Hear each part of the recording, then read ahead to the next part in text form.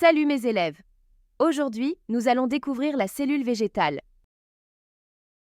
Savez-vous que la cellule végétale est l'unité de structure de la plante? Dans les cellules des plantes, il existe des organites qui sont de petites structures très importantes. Elles jouent un rôle essentiel pour que la plante puisse grandir et se développer. Aujourd'hui, nous allons explorer deux organites qui se trouvent dans la cellule végétale et ne se trouvent pas dans la cellule animale. Le premier organite est les chloroplastes. Les chloroplastes sont des organites cellulaires qui contiennent le pigment chlorophylle. Grâce à la chlorophylle, la plante peut faire un processus magique appelé la photosynthèse. Ce processus permet à la plante de transformer la lumière du soleil, l'eau et le dioxyde de carbone en énergie sous forme de glucose, un type de sucre, et en oxygène que nous respirons. Maintenant, nous allons découvrir les organites communs entre la cellule animale et la cellule végétale.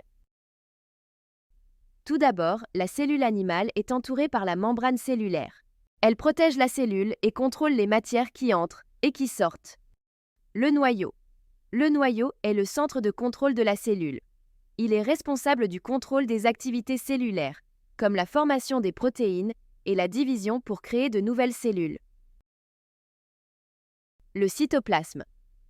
À l'intérieur de la cellule, on trouve le cytoplasme, un liquide visqueux dans lequel baignent tous les organites. Les mitochondries sont souvent appelées les centrales énergétiques de la cellule. Elles transforment le sucre en énergie grâce à la respiration cellulaire, permettant à la cellule de fonctionner.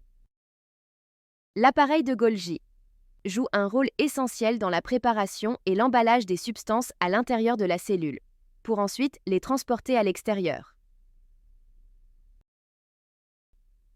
Le réticulum endoplasmique aide à collecter et transporter les protéines nécessaires à la construction et à la réparation des cellules.